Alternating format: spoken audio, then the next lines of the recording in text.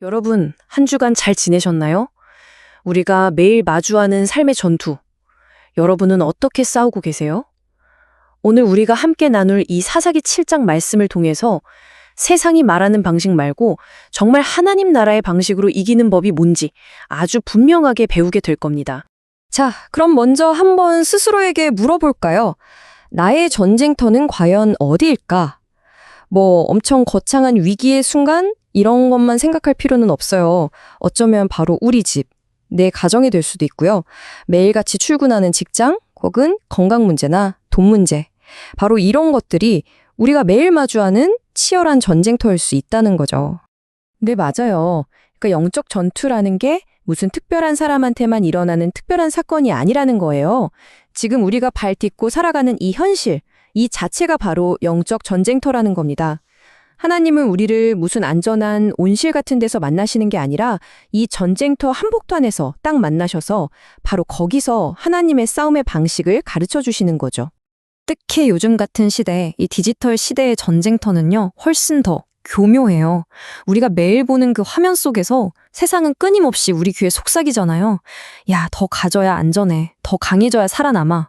이런 메시지가 계속 반복되다 보면 진짜 어느 순간 우리 마음이 하나님이 아니라 불안이라는 놈한테 운영당하기 시작하는 거예요. 바로 이 지점에서 오늘 우리가 살펴볼 기드온의 이야기가 시작되는 겁니다.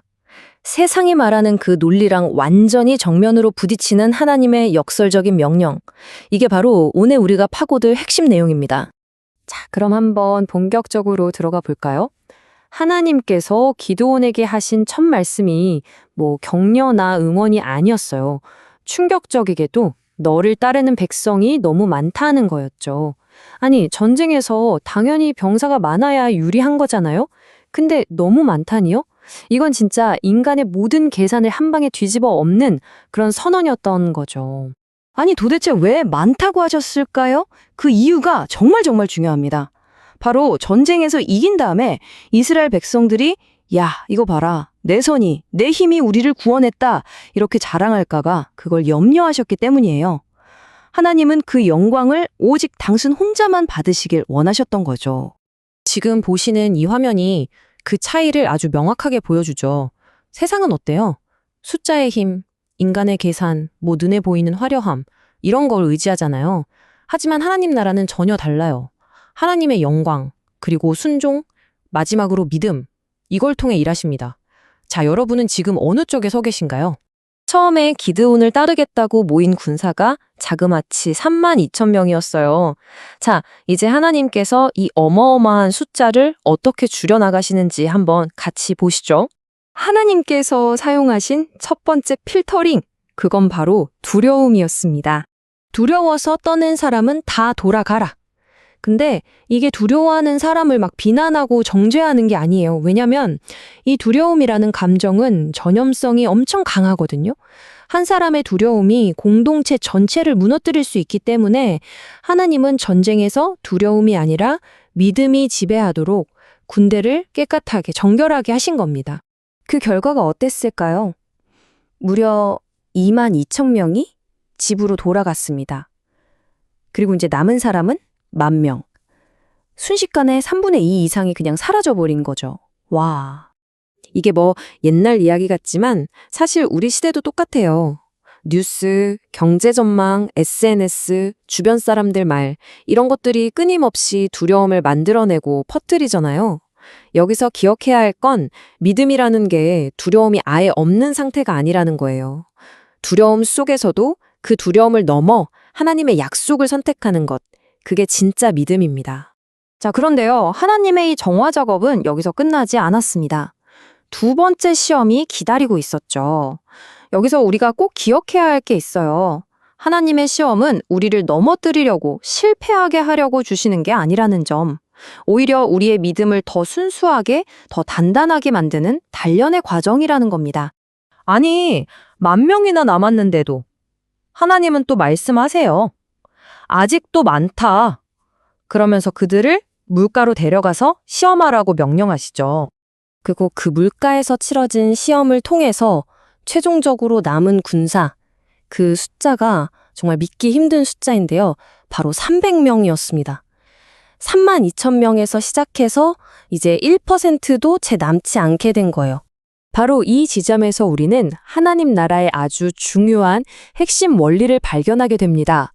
뭐냐면 우리의 믿음이 단단해지고 강해지는 길은요, 뭔가를 자꾸 더하기의 길이 아니라는 거예요. 오히려 내가 의지하던 것들을 하나씩 덜어내는 빼기의 길이라는 사실이죠. 하나님은 우리를 비우심으로써 당신 자신으로 우리를 가득 채우시는 분이니까요.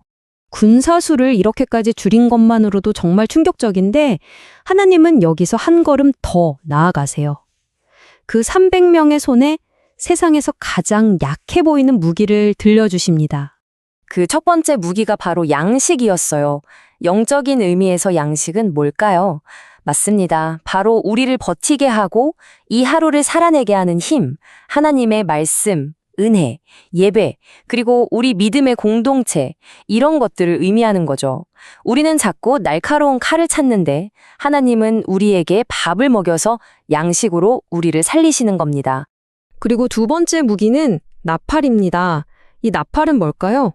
바로 우리의 믿음의 고백, 그리고 복음의 선포를 의미해요. 온 세상이 분노와 조롱의 나팔 소리로 가득 차 있을 때 우리는 그 속에서 진리와 소망의 나팔을 불도록 부름받은 사람들이라는 거죠. 자, 지금까지 살펴본 이 기드온의 이야기가 오늘에 살아가는 우리에게 과연 무엇을 말해주고 있을까요? 이 모든 과정의 핵심을 한번 정리해 보겠습니다. 하나님 나라의 방식, 그 싸움의 법은 이렇습니다. 첫째, 내가 살아가는 이 현실이 바로 영적 전쟁터임을 똑바로 인식하는 것.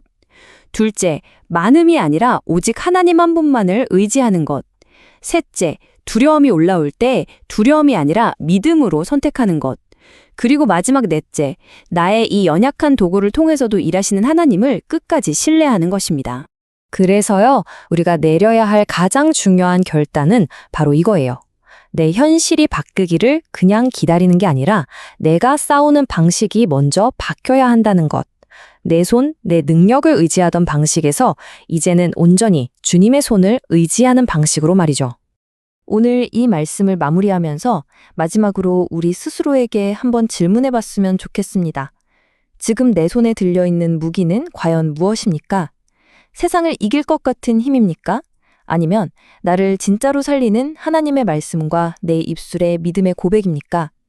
바로 그 선택이 오늘 여러분의 전쟁터에서 승패를 결정하게 될 겁니다.